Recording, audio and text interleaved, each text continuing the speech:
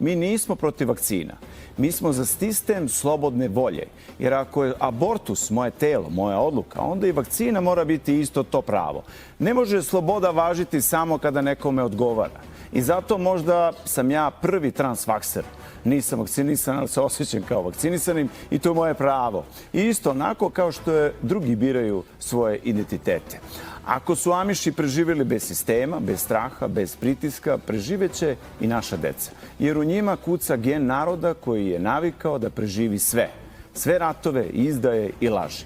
Oni su budućnost koja se ne boji. A istina uvek pronađe svoj glas. Zato večeras ne zatvoremo ovu emisiju, već otvaramo oči.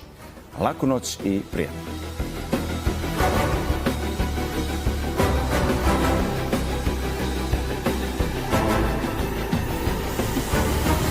O indikacijama, merama opreza i neželjenim reakcijama na informacije posavjetujte se sa nekim ko razmišlja i drži oči otvorene.